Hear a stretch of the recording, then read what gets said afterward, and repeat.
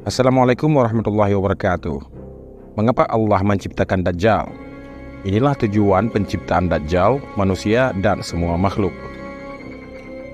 Tidak ada satupun yang diciptakan di dunia ini, baik itu benda mati maupun makhluk hidup seperti hewan, terlebih lagi manusia, kecuali yang ditetapkan tugas dan tujuannya oleh Allah Subhanahu wa Ta'ala. Namun terlepas dari tujuan diciptakannya beberapa ciptaan, pernahkah terlintas dalam benak kalian pertanyaan mengapa Allah menciptakan makhluk bernama Dajjal? Pasalnya, di satu sisi Allah menginginkan hambanya untuk selamat, sedangkan di sisi lain Dajjal diciptakan untuk menyesatkan manusia. Lantas bagaimana pendapat agamawan tentang hal ini? Simak baik-baik penjelasannya dengan menonton video ini hingga akhir.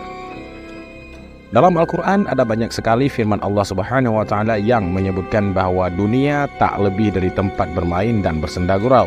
Mirisnya, firman Allah tersebut kerap disalahpahami oleh umat manusia, sehingga terkadang menjadikan mereka semakin terlena dengan kehidupan di dunia ini. Padahal pada ayat lain Allah juga berfirman, dan kehidupan dunia ini hanyalah permainan dan senda gurau belaka. Sedangkan negeri akhirat itu sungguh lebih baik bagi orang-orang yang bertakwa. Tidakkah kamu mengerti? Al-Quran Surah Al-An'am ayat 32. Terlepas dari peringatan Allah kepada manusia tentang kefanaan dunia, kita memang tidak bisa memungkiri bahwa sejak dulu sampai saat ini masih ada saja manusia yang menghabiskan usianya hanya untuk makan, minum, tidur, dan kesenangan lainnya. Mereka menganggap bahwa tidak ada tujuan dari penciptaan manusia ke dunia ini kecuali mengumpulkan harta atau mengejar perkara yang bersifat duniawi. Hal tersebut tentu merupakan kekeliruan yang sangat fatal, bahkan bertentangan dengan nilai ajaran Islam. Penciptaan manusia bukan semata-mata untuk hidup dengan harta, kemudian mati. Terlebih lagi Rasulullah SAW pernah bersabda, barang siapa yang menjadikan dunia sebagai tujuan utamanya, maka Allah akan menceraikan urusannya, menjadikan mereka lelah dan tidak pernah merasa cukup. Dan barang siapa yang menjadikan akhirat tujuan utamanya, maka Allah akan memudahkan urusannya, menjadikan hatinya selalu merasa cukup dan harta mereka miliki tidak akan membuatnya terlena. Hadis riwayat Ibnu Majah. Menariknya, ayat serta penjelasan bahwa dunia ini tak lebih dari tempat bermain dan bersenda gurau tidak hanya berfungsi sebagai peringatan agar umat manusia senantiasa menghadirkan Allah dalam segala aktivitasnya, melainkan seharusnya menyadarkan kita bahwa dunia beserta segala isinya tidak diciptakan dengan sia-sia.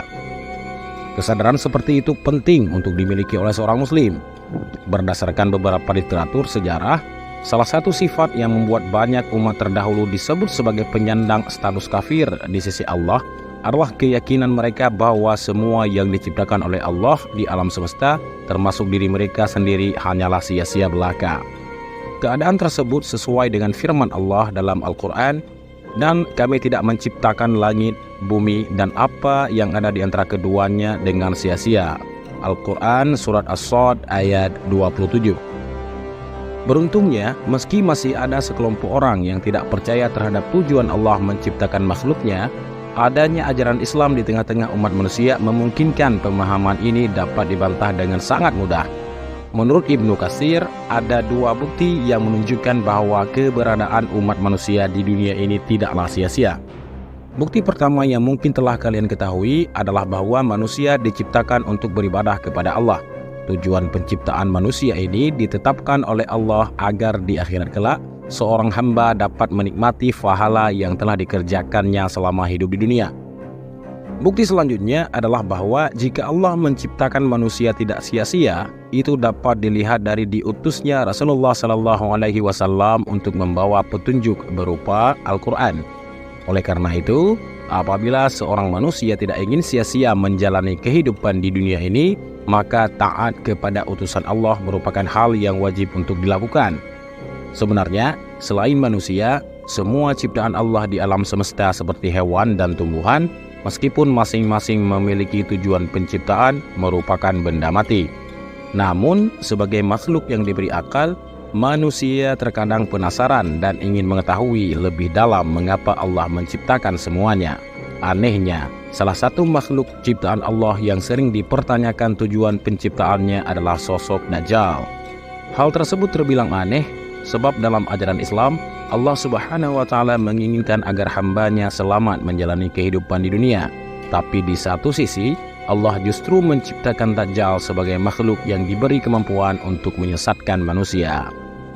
Menurut agamawan lulusan sastra Arab Universitas Indonesia, Ustadz Farid Nurman Hasan, pertanyaan mengapa Allah menciptakan Dajjal serupa dengan pertanyaan mengapa Allah menciptakan iblis, neraka, dan hal-hal negatif lainnya.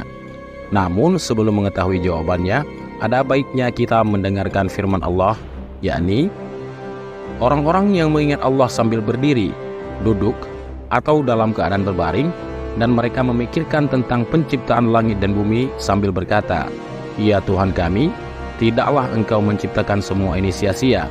Maha suci Engkau, lindungilah kami dari azab neraka." Al-Quran Surat Ali Imran ayat 191.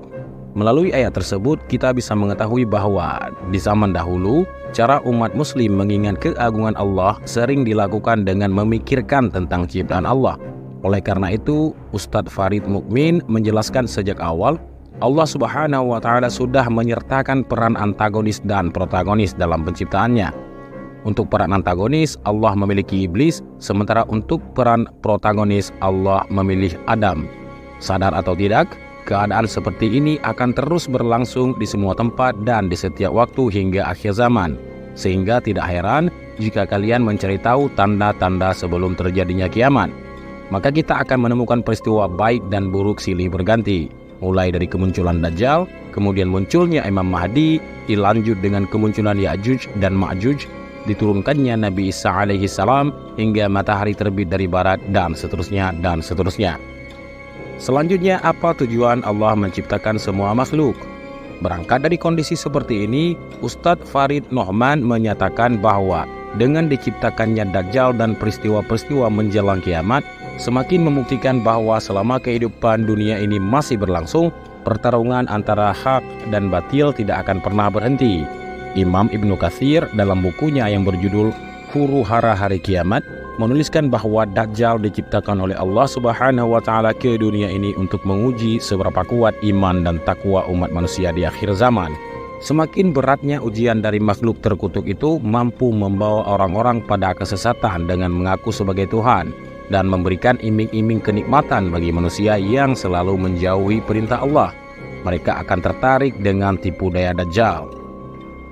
Namun bagi orang yang selalu berpegang teguh pada keimanan selama hidupnya, dia termasuk manusia yang selamat di dunia dan di akhirat. Setelah penjelasan mengenai mengapa Dajjal diciptakan, kita sebagai muslim seharusnya bersyukur. Dengan diutusnya Rasulullah SAW, beliau terus-menerus mengingatkan umatnya untuk mempersiapkan diri agar terhindar dari fitnah Dajjal. Rasulullah SAW pernah bersabda, "Tidak ada seorang nabi pun, kecuali dia telah mengingatkan umatnya dari si buta sebelah yang pendusta. Ketahuilah, Dajjal itu buta sebelah, dan di antara kedua matanya tertulis kafir." Hadis riwayat Bukhari. Lebih beruntungnya lagi, selain hadis yang baru saja disebutkan, masih ada banyak dalil dan literatur keislaman yang membahas secara rinci tentang Dajjal. Karena itu, tidak ada alasan lagi bagi seorang muslim untuk tidak menambah wawasan tentang Dajjal. Salah satu cara untuk meningkatkan kualitas keimanan dapat dilakukan dengan memperdalam ilmu agama. Selanjutnya, sahabat yang beriman semua, setelah kalian mendengarkan penjelasan ini, untuk apa Dajjal diciptakan oleh Allah? Baik, semoga ini memberikan kita pelajaran. Wassalamualaikum warahmatullahi wabarakatuh.